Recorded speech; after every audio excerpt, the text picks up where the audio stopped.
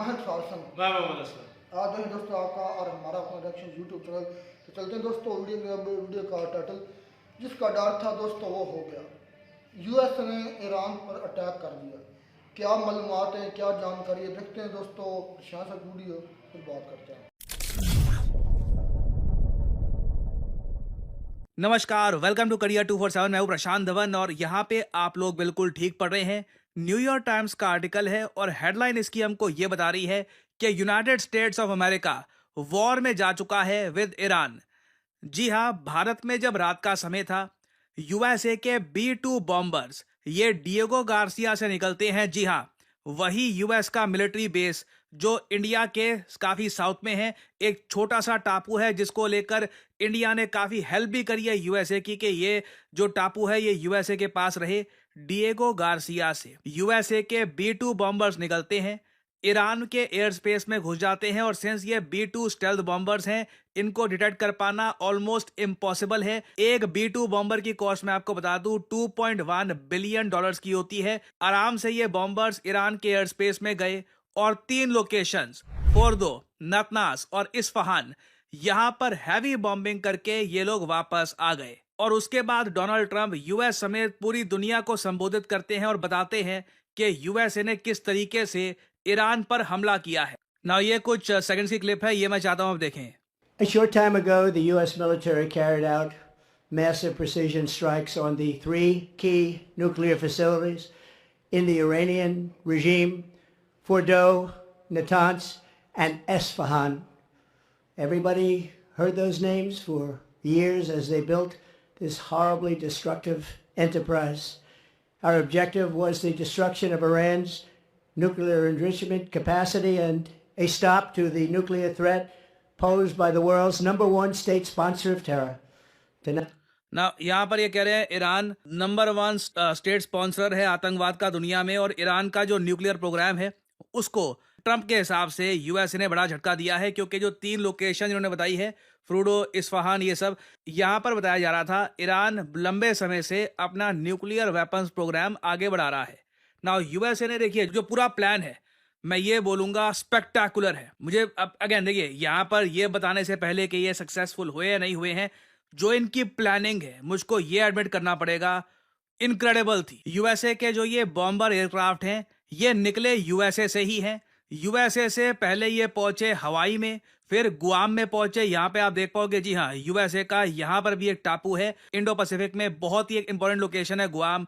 Guam से सीधा ये गए डिएगो गार्सिया में, और फिर डिएगो गार्सिया से सीधा ये B-2 बॉम्बर्स गए और ईरान की 3 लोकेशंस पर बहुत सारे बंकर बस्टर बॉम्ब्स गिराकर ये आ गए। तो एक तो देखिए यूएसए के इन बॉम्बर्स ने डिस्टेंस बहुत बड़ा तय किया है, पूरी दुनिया, मतलब एक आप कह लो अर्थ का आधा हिस्सा क्रॉस करके ये पहुंचे हैं ईरान में।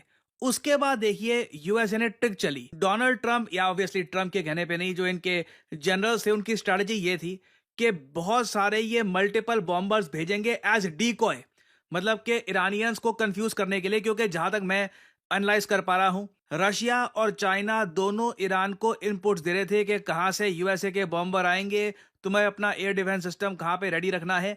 तो यूएसए ने, बताया जा रहा है, रशिया चाइना को भी बेवकूफ बना दिया। पहले अपने कुछ डीकॉय बॉम्बर भेजे वेस्ट की तरफ से, फिर अचानक से जो एक्चुअल B-2 बॉम्बर्स हैं, जो ये बॉम्ब्स गिराने वाले थे, वो अचानक से ईस्ट से आते हैं। ईरान की बिल्कुल जो एयर डिफेंस की स्ट्रैटेजी थी फेल कर गई और आराम से ये बॉम्बिंग करके आ गए। यूएसए का एक भी एयरक्राफ्ट यहां पर नहीं गिरा, क्योंकि अगर B-2 बॉम्बर गिर जाता ना तो ये यूएसए के लिए बहुत ही बड़ी एम्बेरसमेंट भी हो सकती थी, क्योंकि अभी तक आपने इसका जो प्राइस है ना सोचा नहीं। ऑलमोस्ट 20,000 करोड़ रुपए के आसपास का एक बॉम्बर है B-2 बॉम्बर, और यूएसए कहता है कि दुनिया का कोई भी रेडार इनको डिटेक्ट नहीं कर सकता। और ऐसा नहीं है कि सिर्फ मैं आज के समय यूएसए के इस अटैक की, अगेन देखिए, मैं इस अटैक का ना समर्थन करता हूं ना विरोध करता हूं, मैं बहुत ही न्यूट्रल तरीके से ये सब देख रहा हूं। मगर मैं एक टेक्नोलॉजी पर्सपेक्टिव से देखूं कि क्या कमाल का एक शो ऑफ स्ट्रेंथ है यूएसए का। ये दुनिया का हर कोई डिफेंस एनालिस्ट कह रहा है, किसी ने एक्सपेक्ट नहीं किया था कि यूएस इस तरीके से इतने सारे बंकर बस्टर बॉम्ब्स ये गिरा कर आ जाएगा ईरान की साइट्स पर और ईरान कुछ कर भी नहीं पाएगा। इट इज ट्रूली इनक्रेडिबल, क्योंकि देखिए जैसे ट्रंप ने कहा सबको पता था कि यूएस यहीं पे अटैक करे। फोर्डो हर जगह इन 3 साइट्स के ही चर्चे थे, क्योंकि ये सारी जो साइट्स हैं ये अंडरग्राउंड है। क्वेश्चन ये थे कि जो ये बंकर बस्टर बॉम्ब्स हैं ये सच में साइट्स को डैमेज कर पाएंगे या नहीं कर पाएंगे, क्या यूएस वहां तक पहुंच पाएगा नहीं पहुंच पाएगा। जो यूएस ने किया है कमाल है। और मैंने ये देखा था बेंजामिन नेतन्याहू ने यूएस के अटैक के कुछ ही मिनट्स बाद 1 मिनट की ये क्लिप रिलीज करी है, यहाँ पे आप देख पाओगे। बहुत ही इंपॉर्टेंट बात बोली है बेंजामिन नेतन्याहू ने। ये आज के समय काफी खुश होंगे क्योंकि यूएस अब बिल्कुल इस वॉर में उलझ चुका है और अब जो भी होगा ये यूएस और इजराइल दोनों को मिलकर झेलना होगा। Congratulations, President Trump. Your bold decision to target Iran's nuclear facilities with the awesome and righteous might of the United States will change history. In Operation Rising Lion, Israel has done truly amazing things. But in tonight's action against Iran's nuclear facilities, America has been truly unsurpassed. It has done what no other country on earth could do. सही बात है, ये मैं बोलूंगा जो USA ने करके दिखाया है ना रशिया ना चाइना ना इंडिया कोई नहीं कर सकता। इतने दूर से बॉम्बर्स ले आकर और डीकॉय भेजना कमाल है। History will record that President Trump acted to deny the world's most dangerous regime the world's most dangerous weapons. His leadership today has created a pivot of history that can help lead the Middle East and beyond to a future of prosperity and peace. अब ये line सुनना यहाँ पे Netanyahu इसके आगे क्या बोलने वाले हैं, बहुत इंपॉर्टेंट है।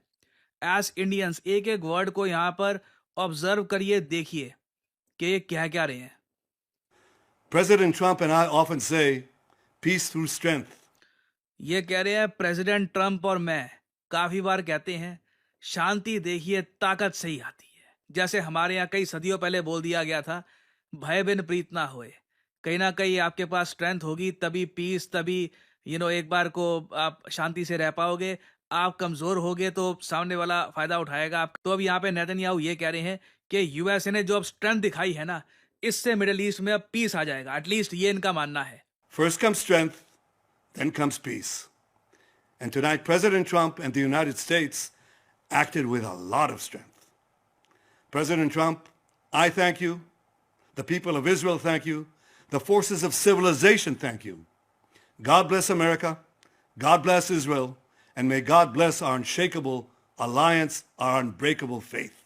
तो ऑब्वियसली नेतन्याहू बहुत खुश है।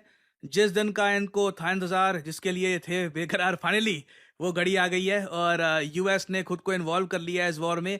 ईरान की तरफ से आप समझ सकते हैं स्टेटमेंट्स आई हैं कि अब ये डायरेक्टली यूएसए को टारगेट करना स्टार्ट कर देंगे।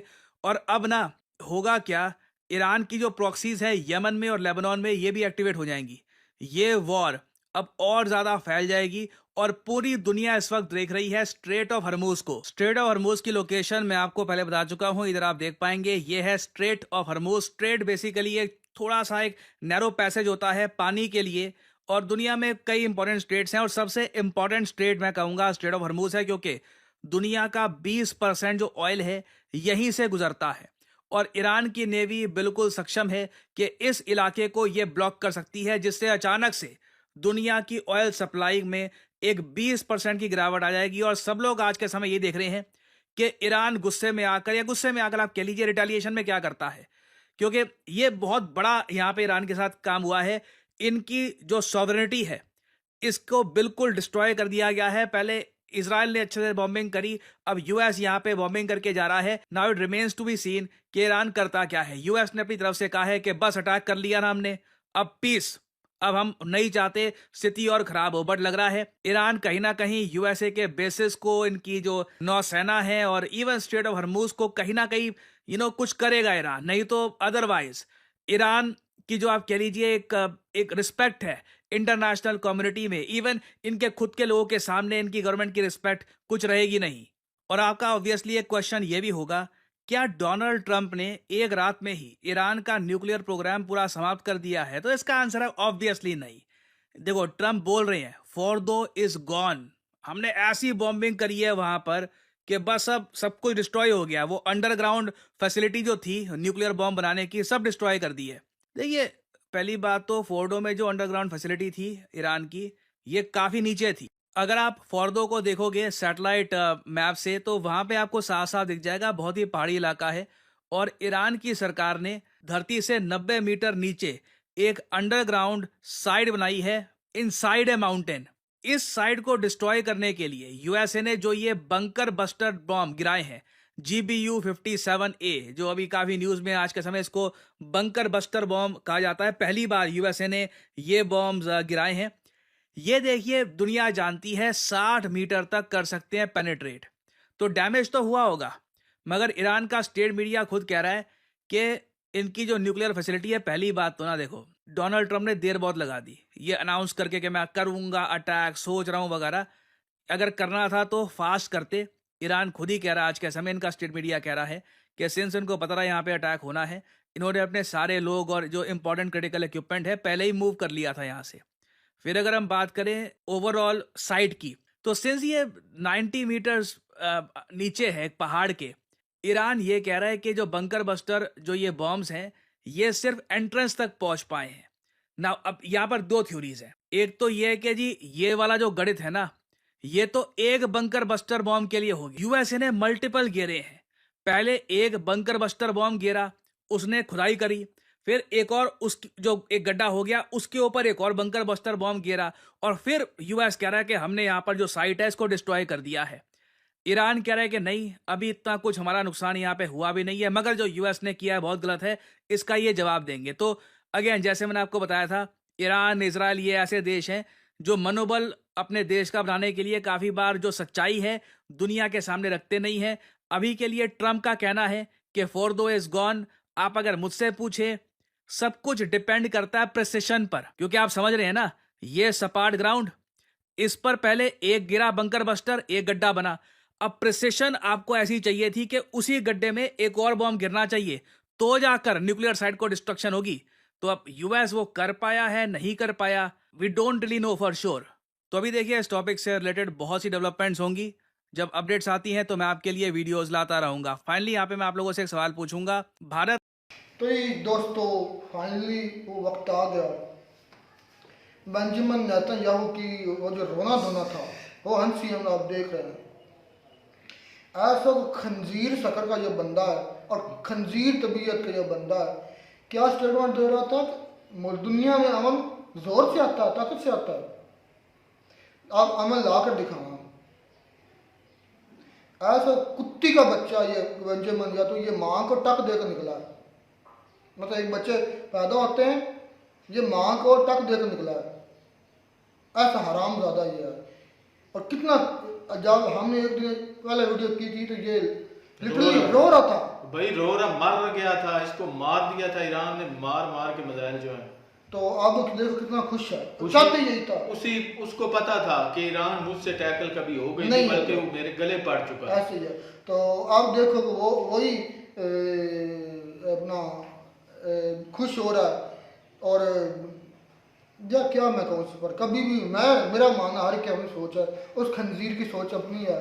खंजीर समझते, खंजीर खाने वाली कौम खंजीर ही होगी, तो खंजीर खाते ना ये यहूदी जो है, खंजीर समझते आप, पिग, सुअर खाने वाली कौम की सोच। ये मेरी बात ध्यान में रखना, यह मैं नहीं कहता, ये साइंस कहती है कि जिस किस्म के जानवर का आदमी गोश्त खाता ना, वो उसी किस्म की उसकी तबीयत हो जाती है। और ये जो यहूदी ना, ये सूअर बहुत खाते हैं, और सूअर कभी भी, ये भी लिख लो मेरी बात, सूअर कभी भी सफाई सुथराई पसंद नहीं करता। उसकी नेचर चेक करना सूअर की, उसकी नेचर में दंगा फसाद और पता क्या कुछ है, गंद में लिबड़ा रहता है, जहाँ गंद ज़्यादा होगा वहाँ लेटेगा। तो इनकी खंजीर खाने वाली कौम की तबीयत भी खंजीरों वाली है। क्या इसके लिए इतनी काफ़ी है, जो कब तक अमन ताकत से आता है। तो कहाँ आया अमन, ये अभी अमन पता चलेगा सर। मैं ये चाहता हूँ अब ये एक रेड लाइन क्रॉस हुई है ईरान के खिलाफ। अब ईरान को कुछ सोचना नहीं चाहिए, वो तो पहले मार रहे हैं। मेरा मानना ये अब ना हुर्मुज़ से भी बंद होनी चाहिए, इधर जो दूसरी है यमन की तरफ, वो बंद होनी चाहिए। ईरान को टोटली फुल स्केल वार डिक्लेयर कर देना चाहिए।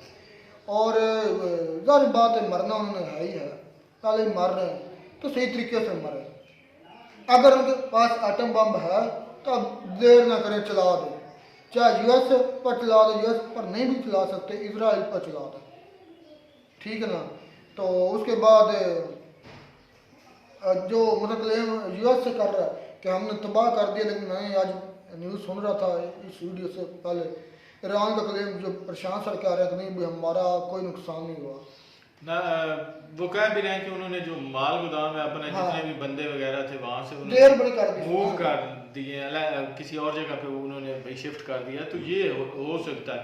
और बाकी उन्होंने कहा कि ये बंकर बस्टर जो बम है ये 200 ये 60 मीटर तक जो है ना अंदर जाकर हिट कर सकते हैं। तो उन्होंने जो ये बनाई हुई ना फर्दों में, वो तकरीबन 90 मीटर जो है ना नीचे बनाई हुई है। और बकौल ईरान ने कहा है कि हमारा कोई अभी तक ऐसा वो मामला सिर्फ नहीं एंट्रेंस है। तक पहुंचे जहाँ हाँ, एंट्रेंस थी, एंट्रेंस वगैरह जहाँ पे दाखिली रास्ता था वहाँ तक ही पहुँचे अभी। लेकिन हो सकता है जिस हिसाब से आप पमैश काउंट करें ना, 60 मीटर और 90 मीटर काफ़ी अंतर है इसमें। तो आज अगर जब ये नेतन्याहू है ना स्पीच कर रहे हैं, आज इसके मुंह पे खुशी आई है। नहीं यकीन जाने पहले शुरू में जब इसने अटैक किया था ना, तब भी इसका कह लें कि स्माइलिंग फेस था उस वक्त था, लेकिन इस तरह था नहीं था जिस तरह अब है, क्योंकि उसको पता है अब जो है सारी जिम्मेवारी जो है यूएसए के, अब यूएसए के सारा कुछ जो है ना वो चला गया। अब मुझे लगता है कि ईरान जो है इसको देर नहीं करनी चाहिए। सऊदिया में, इराक में, उसके बाद कतर में से तो निकलवा लिए उन्होंने, यूएई में, इन सारे अरब ममालिक को ठोकना चाहिए और पता लगना चाहिए कि आपने उनको यहाँ पे बेसिस क्यों दी हुई है। अब कह रहा है ट्रम्प हराम का पिल्ला, अमन कर लेना कुत्ती का चाहिए बच्चा, अब कह रहा था अब अमन हो जाएगा, अब हम अमन चाहते हैं, और लख लाना तो खंजीर के बच्चे। नहीं, आप इस बात से अंदाजा लगा लें कि ये हमारी लानती हुकूमत उसको नोबेल प्राइज देने जा रही थी। ये अमन वाला ये खुद दल्ले हैं हमारे मुल्क के हुक्मरान जो है और नोबेल इनाम दे रहे हैं उनको। इनको खुद लानतियों को लानती अवार्ड मिलना चाहिए और साथ ही ट्रंप को भी लानती अवार्ड मिलना चाहिए। मैं हैरान हूँ कि एक मुल्क के जो चोर उचक्के सबसे गंदे और नीच हुक्मरान जो हैं वो दूसरे ममालिक के नीच और गंदे इंसान को नोबेल इनाम सजेशन दे रहे हैं। ये हालत है। ये अमन पीस इनाम चाहता है और ऊपर से कह रहे हैं नेतन्याहू के ताकत के जरिए से हम अमन लाएंगे। ताकत के जरिए से कौन अमन लाता है? कहाँ पे लिखा हुआ है कि ताकत के जरिए अमन आएगा? जब आप ईरान पे अटैक करते हैं ताकत के जरिए, तो वो चुप करके बैठ जाएंगे? नहीं बैठे। वो मरते दम तक आपके साथ लड़ेंगे, मर जाएंगे, आपके सामने कभी झुकेंगे नहीं। वो पाकिस्तान नहीं है, वो मुकम्मल कामिल ईमान वाले मुस्लिम हैं। ये पाकिस्तान की तरह वो दगड़ दल्ले नहीं है कि कभी जाके अमेरिका के बूट चाटे, कभी जाके इंडिया के बूट चाटे। ये इस तरह के मुसलमान वो नहीं है, वो मुकम्मल कामिल ईमान के बंदे हैं। वो झुकना कभी भी नहीं पसंद करेंगे, वो मर जाएंगे। यार मुझे समझ नहीं आती, यूएसए के पास एटम बम यूएस ने इस्तेमाल भी किया, इजराइल के पास एटम बम इजराइल ने इस्तेमाल भी किया। मैं कल रिपोर्ट पढ़ रहा था आईएई की, कल भी बयान आया, कल 2 दिन पहले उन्होंने कहा कि हमारी इतलात के मुताबिक ईरान के पास ऐसी कोई भी अभी तक पावर नहीं है कि जिससे वो एटम बम बना सके। और ये कहते हैं एटम बम में ये सेम वही केस है जो इराक के साथ हुआ है, सिर्फ तबाह करना चाहते हैं यार बस। अच्छा ये देखो, एक सेकंड, ये देखो कि जब अमेरिका जो है उसने नॉर्थ कोरिया को कहा कि मैं आपको उड़ा दूंगा, ये कर दूंगा, हाँ, वो कर दूंगा, तो वो आपका फूफी का बेटा लगता था अमेरिका का, उसको क्यों नहीं उड़ाया? क्योंकि वो डरते भी थे और वो गैर मुस्लिम कंट्री है, उनके मफाद उनसे नहीं जुड़े हुए। इजराइल के मफाद जुड़े हुए हैं यहाँ पे, क्योंकि इजराइल को खतरा है। अगर ईरान जो है उसने एटम बम बना लिया तो वो लाजमी इजराइल पे फेंकेगा। और दूसरी बात यह है कि अमेरिका जो है उसको नॉर्थ कोरिया पे उसने क्यों नहीं अटैक किया? क्योंकि उनको पता है उसने फाड़ के ना, भाई उनको पता है, अमेरिका को पता है कि उसने फाड़ के गले में डाल देनी है। वो नॉर्थ कोरिया किम जोंग है, बाप है अमेरिकियों का। उसने बकायदा जंग से पहले सारा को ऐलान कर दिया था, उसने कहा है कि ये वही अमेरिका जिसने हम पे पहले अटैक किया है। और उसने ये भी कहा था कि मैं जो है ना आपका व्हाइट हाउस वो उड़ा के रख दूंगा, उसके बाद इसकी चूं से चांद ही नहीं उसके निकली। मिसाइल बहुत तकड़े हैं, एटम बम भी होगा लेकिन मिसाइल बहुत हाइड्रोजन बम है उसके पास भाई, बहुत तकड़े उसके एटम बम भी है, हाइड्रोजन बम भी है। चले देखते हैं अब अमन आता है कि नहीं आता, ये जो खंजीर की शक्ल अमन नहीं आएगा भाई, अब सीधा सीधा ईरान जो है वो रुका हुआ था क्योंकि अमेरिका ने हमला नहीं किया था, इस वजह से वो इजराइल के साथ जुड़ा हुआ था। लेकिन अभी अब तक- वो कह रहे हैं कि भाई ये खुली खुली धमकी है, खुली धमकी कह रहा हूँ, खुली जंग होगी ईरान के साथ। और अब वो यकीनन जो मशरक़ वुस्ता में जितने भी अरब ममालिक है ना, उनकी बेयर बेसिस अमेरिका की यहाँ पे बनी हुई है, लाजमी हिट करेगा। तो अभी अगर तक है ना इसके पास न्यूक्लियर तो चला दे। तो अरब मुल्कों पे भी मारे, इसराइल पे मारे, फना कर दे हर चीज़। चले ये अब देखते हैं कि अब ईरान के साथ कौन कौन खड़ा होता है। पाकिस्तान तो जाहिर बात है अमेरिका के साथ खड़ा है, पाकिस्तान ने कोई स्टेटमेंट भी अभी तक नहीं दी, ना कोई अभी तक चीन की कोई स्टेटमेंट आई है, ना कोई रशिया की कोई स्टेटमेंट आई है। तो देखते हैं अब दुनिया कैसे रिएक्ट करती है इसको, कुछ क्या करना दुनिया ने। मुझ पर मुसीबत आ गई तो मैंने झेलनी है, बिल्कुल ऐसे। तो अब ये ईरान पर मुसीबत है, ईरान ने झेलनी है, बल्कि हो सका तो पाकिस्तान ने और मारना है।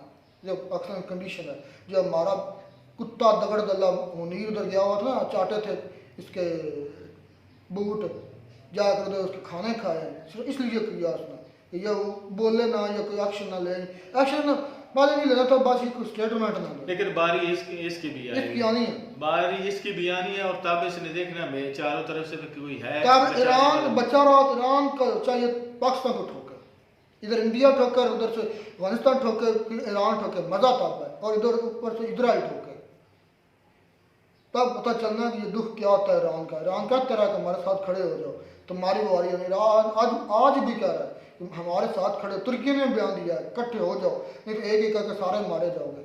तो ये हमारे ऐसे बेगैरत खंजीर शक्ल का ये आसम मुनीर उधर जाकर ये इसको अमन प्राइस दे रहा है, इस ट्रम्प को। जब कौन दे कौन रहा है? दिया तभी नहीं, लेकिन नॉमिनेट कर दिया ऑफिशियली। वो भाई ये खुद दगड़ दल्ले हैं, पाकिस्तान के हुक्मरान खुद दगड़ दल्ले हैं, खुद लानती हैं। इनके कहने से उसको क्या मिल जाएगा? घंटा मिल जाएगा अब तो। अब क्या ये अपने मुल्क का खुद इन्होंने अमन तबाह चले। किया हुआ है। ईरान हालांकि एक शिया कंट्री है, एक मुसलमान है, मसला मुसलमानों का नहीं है।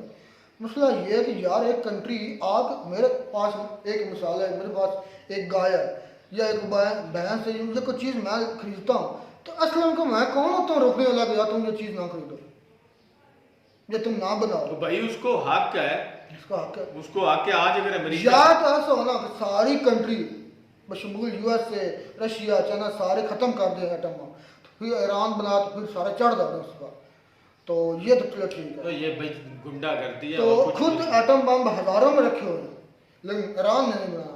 हालांकि इस कुत्ते के पास भी बहुत ज़्यादा है, कुत्ता इसराइल। हालांकि ईरान ने जो वो ट्रीटी है ना वो साइन की हुई है, आई की जो इंटरनेशनल है ना, और ये जो इसराइल है खंजीर, इसने नहीं साइन की हुई। दुनिया में बाहर ये कंट्री जिसने साइन नहीं नहीं किया। अब कहाँ पे गया वो यूएनओ, जो पूरी दुनिया की अदालतें हैं वो कहाँ पे गई हैं? वाड़गी मादर के ट्रम्प के बूट के नीचे हैं। सारे माइट इज राइट है, बात खत्म जी यहीं पे होती है। जो जिसका दिल का जिसके पास ताकत है वो जो चाहे कर ले। लेकिन दुख इस बात का है कि यार आपके पास अगर मैंने कोठी बनाई है तो इसलिए उनका भी आके कोठी बना सकता है, आपने फैसला जो मर्जी बनाए, लेकिन ये कहाँ का इंसाफ है? ये क्या, इसलिए मैं कहता हूँ ये दुनिया ही हिपोक्रेट है। इसलिए मैं अक्सर वीडियो में ये कहता हूँ कि ईरान ने अगर बना लिया है तो तो मार अब दो। देर नहीं लगानी मार चाहिए। दो। अगर उसने टाइम रहता है तो जल्दी जल्दी बना ले, क्योंकि अब बारी है। अब जब उस पर इतनी बड़ी आफत जो है वो आ चुकी है इसराइल की सूरत में, अमेरिका की सूरत में, तो अब उसको लाजमी जहाँ पे भी रखा उसको फेंकना चाहिए। इजराइल पर तो 5-7 कट्ठे जाए, कोई एक तो लगेगा ना, एक भी लागत इजराइल के नक्शे से खत्म, इतना सा लगा, इतना सा नक्शे से हो गया, एक उसके लिए एक काफी है भाई उसका अकेले का बस का ही काम नहीं है। चले। खैर जीत तो बड़ा और भी चाहता है बोलने को, लेकिन मसला ये है कि वीडियो बड़ी लेंथी हो गई, लेकिन क्या कर सकते हैं। हमें ये नहीं कि वो मुस्लिम कंट्री, हमें ये कि यार इक्वलिटी है ही नहीं दुनिया में, जिसके पास ताकत हो कुछ भी कर रहा है। तो रूस यही तो बोल रहा था कि अगर इसराइल के पास एटम बम तो ईरान क्यों नहीं रख सकता। हाँ माइटी विराट की बात है। अब देखिए चाइना और ईरान रशिया कुछ जो है नहीं किया क्या करना करते हैं, है। बस तमाशा देखने वाले हैं पाकिस्तान की तरह। एक से एक हो सकता है कि रशिया उधर फंसा हुआ यूक्रेन में हो। हाँ, यूक्रेन पर भी एटम बम हमले की तैयारी हो रही है, ये ध्यान रखना यूक्रेन पर। और इधर चाइना जो चढ़ दौड़ने की तैयारी कर रहा है ताइवान पर। यूएसए की शामत आने वाली है, करीब है। यूएसए अब बचने वाला नहीं है। नहीं, ये जो इसकी चुदराहट है ना पूरी दुनिया हाँ, पे ये चला खत्म रहा होने है, वाली है। ये खत्म होनी है और बहुत बुरे और भयंकर तरीके से होनी है। चलो ख्याल देखते दुनिया अब किस रुख की तरफ जाती है, क्या करते हैं। पाकिस्तान का जिक्र नहीं, पाकिस्तान कौन सा कंट्री ना है? तीन में ना तेरह में। पाकिस्तान तो एक मज़ारा है जिसे हम सीरी बोलते हैं, नौकर बोलते हैं। जिस तरह हमारे आका, हमारे मौला, हमारे मुर्शिद खाना है, अमेरिका का इशारा होना है, उसी तरफ हमें जाना है। और हमारी जो एस्टेब्लिशमेंट, गंदी एस्टेब्लिशमेंट, बेगैरत एस्टेब्लिशमेंट, वो उधर ही जाएगी और मुल्क को तोड़ेगी। और मुल्क को कहेगी कि खबरदार कोई बोला, कोई बाहर निकला। हमने जूते चाट लिए हैं अमेरिका के, और आप भी चाटें। वही हम सब नहीं चाटे जाते, आप चाटते रहे, जाकर खाने खाते रहे। अमेरिका की कहावत सच्ची है, there is no free lunch. कोई भी लंच, और आसम मीर जो लंच खा कर रहा है वो इमरान खान फ्री नहीं ये होता। सही बोल रहा है। चलें देखते हैं क्या होता है अब दुनिया में मजीद। मिलते हैं वीडियो में, नाटक साथ। Take care.